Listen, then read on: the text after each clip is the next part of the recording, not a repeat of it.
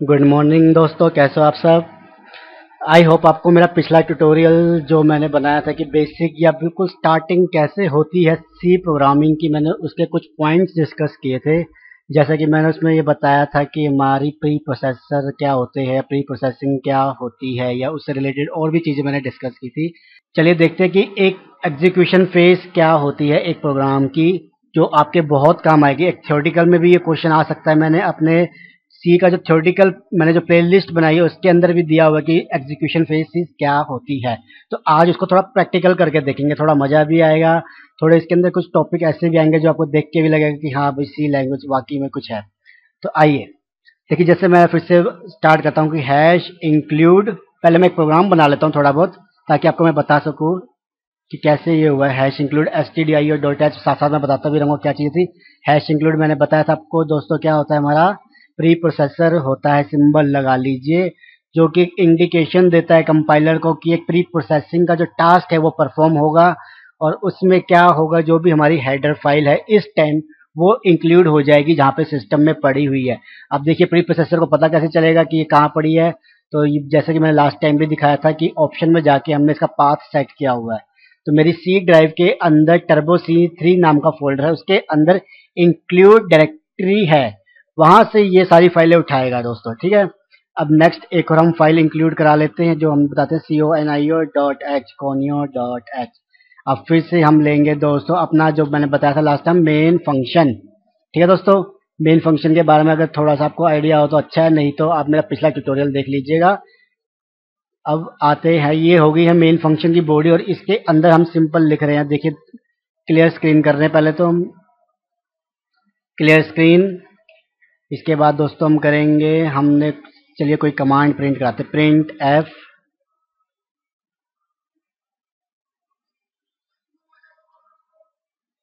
Print F के अंदर दोस्तों मैंने लिखा दीपक गर्ग फ्रॉम दिल्ली, ठीक है दोस्तों। अब नेक्स्ट मैंने लिखा गेट सी एच, ताकि मैं इस मतलब सिस्टम के लिए एक इंडिकेशन होता है कि भाई यूजर को कह रहा होता है कि please enter something, any character और समथिंग। अब देखिए दोस्तों, जो मैं बताना चाहता हूँ मेन वो क्या है कि क्या एक एग्जीक्यूशन फेज होती है। देखिए पहले मैंने क्या बताया था, एग्जीक्यूशन फेज के अंदर हमारे पास पहली चीज होती है हमारा सोर्स कोड।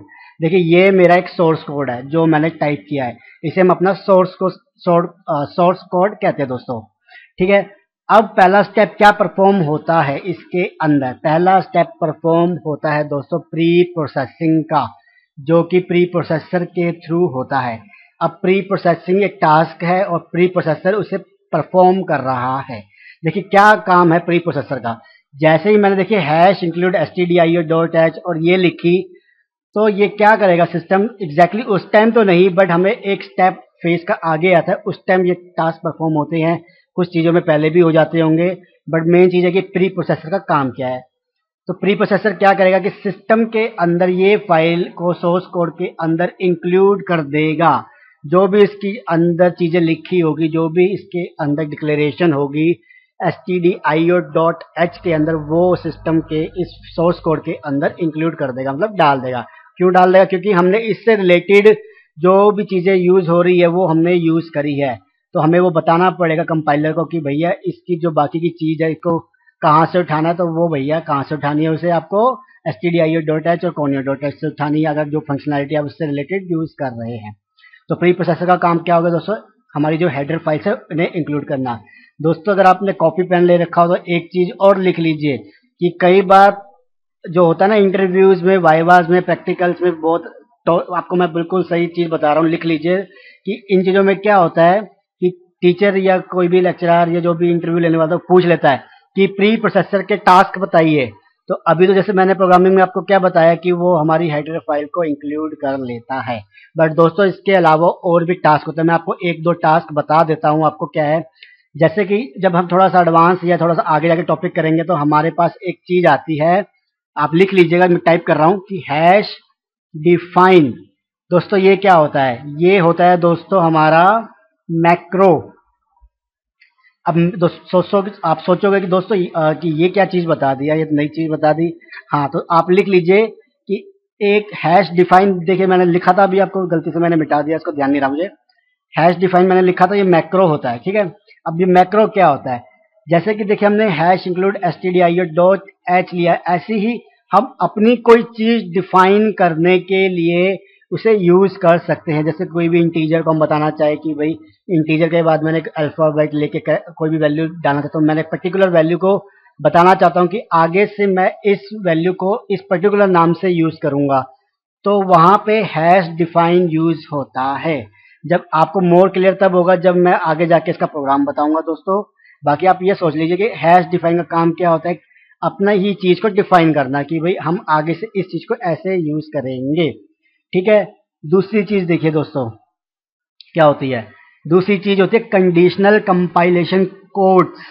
जैसे कि एग्जांपल बताता हूं मैं, हैश इफ DEF, ऐसे ही दूसरा है इसका hash if hash if NDEF। Hash if def का मतलब कि हैश मतलब कि भाई इफ वो चीज डिफाइन है या नहीं, इफ डेफ का मतलब डिफाइन है या नहीं, और इफ एन का मतलब कि वो चीज नहीं है तो ये एक कंडीशनल हमारे क्या होते हैं, कंपाइलेशन कोड होते हैं।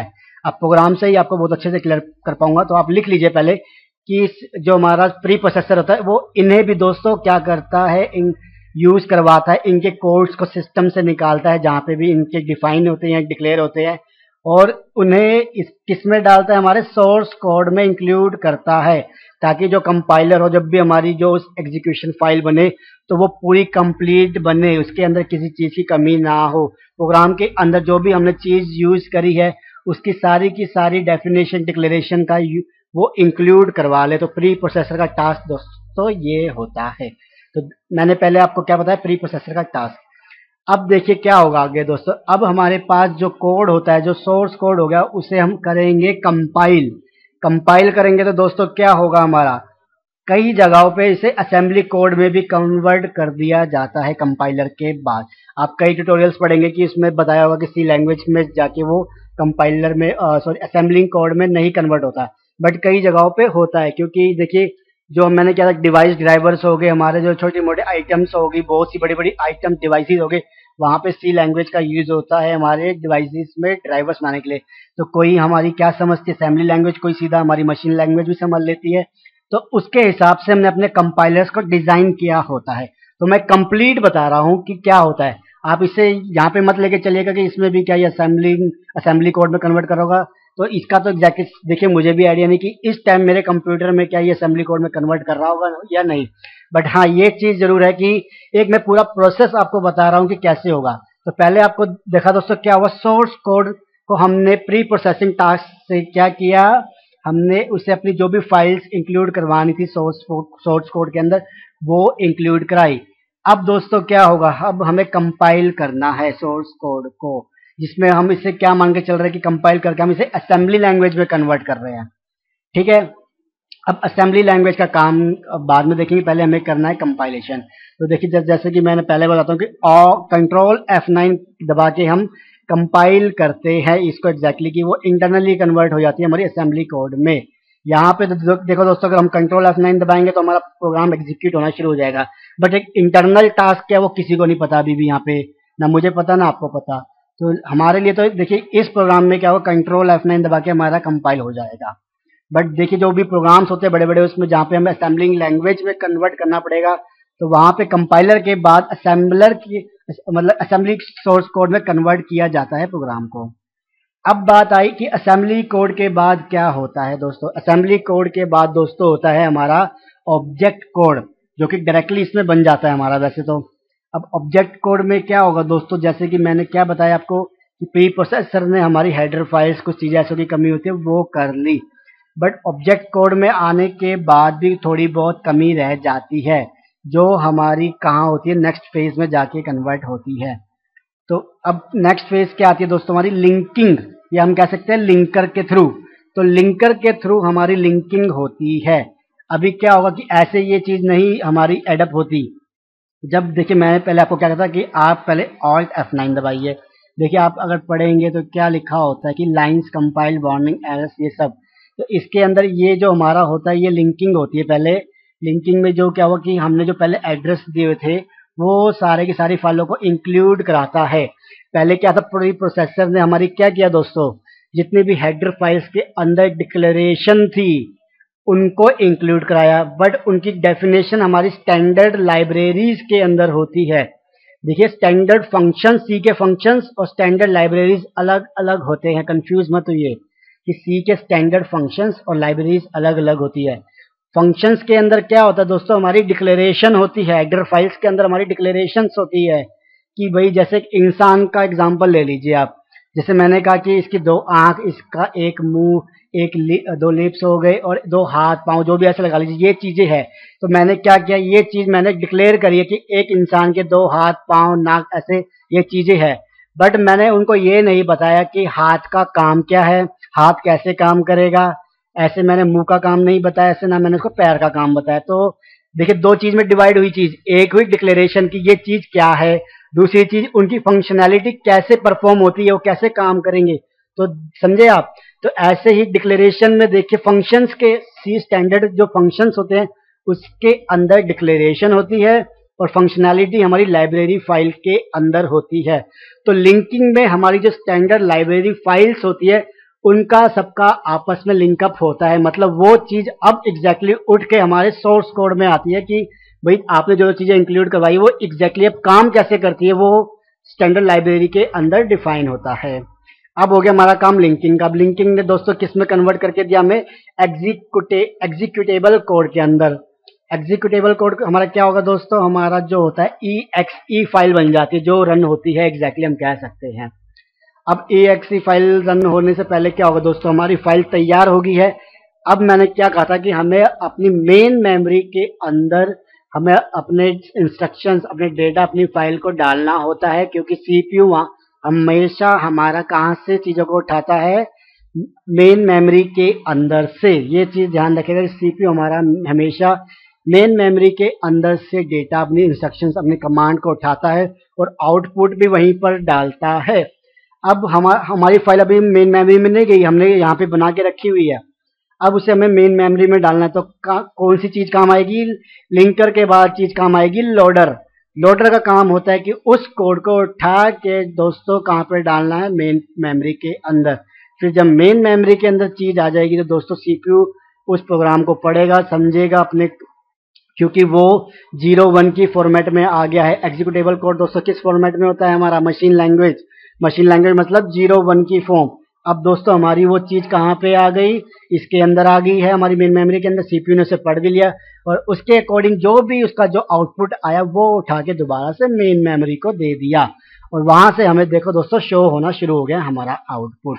तो दोस्तों ये था हमारा बिल्कुल जो मैंने बताया, क्या चीज कि जो भी सी प्रोग्राम की एग्जीक्यूशन फेसेस होती है। ठीक है दोस्तों, तो आई होप आपको ये टास्क, ये पूरा, सॉरी टास्क तो नहीं, पूरा का पूरा वीडियो समझ में आया, ट्यूटोरियल समझ में आया कि बहुत ही इंपॉर्टेंट है। एक थ्योरेटिकल मैनर से भी, एक खुद की अंडरस्टैंडिंग के मैनर से भी, एक प्रैक्टिकल वाइवा जो हमारे होते हैं उनमें भी आता ही है कि ये एक प्रोग्राम कहाँ से कैसे कैसे किस फेजेस में जाता है। तो देखिए आपने इसके अंदर प्री प्रोसेसर की चीजें पढ़ ली, इसके आपने लिंकर, लोडर, कंपाइलेशन का टास्क पढ़ लिया, एग्जीक्यूशन कोड पढ़ लिए, काफी चीजें आपकी कवर हो गई है दोस्तों इसके अंदर। और एक बेसिक चीज होती है, मतलब एक चीज मैं कहूंगा कि अगर आपकी क्लास में अगर 50 बच्चे तो इसमें से हद मार के 6 बच्चों को, 10 बच्चों को इसके बारे में पता होगा कि एग्जैक्टली ये चीजें कैसे रन करती हैं, जो कि थोड़ी डीप नॉलेज लेना पसंद करते हैं। तो चलिए दोस्तों आज का टास्क तो इतना ही था कि मैंने बताया कि कैसे क्या होता है। अब प्रोग्राम के थ्रू देखेंगे तो मैंने जैसे बताया कि ये हैश इंक्लूड करके प्री प्रोसेसिंग का टास्क हुआ, ये मैंने सारे कोड्स लिखे हैं। जब लिंकिंग होगी सारे कोड्स की डेफिनेशंस लिंकिंग के थ्रू इसके अंदर इंक्लूड होगी और इसका ऑब्जेक्ट फाइल के बाद इसका एक एग्जीक्यूशन कोड बनेगा और जैसे ही मैं कंट्रोल F9 दबाऊंगा तो ये दोस्तों हमारा रन हो जाएगा। ठीक है दोस्तों, तो प्रोग्राम आज का दोस्तों हमारा यहीं पे था। नेक्स्ट हम ट्यूटोरियल में करेंगे काफ़ी चीज़ें कि हमारी ये एस्केप सीक्वेंसेस क्या होते हैं। चलिए दोस्तों तब तक के लिए अलविदा, thank you, take care, bye.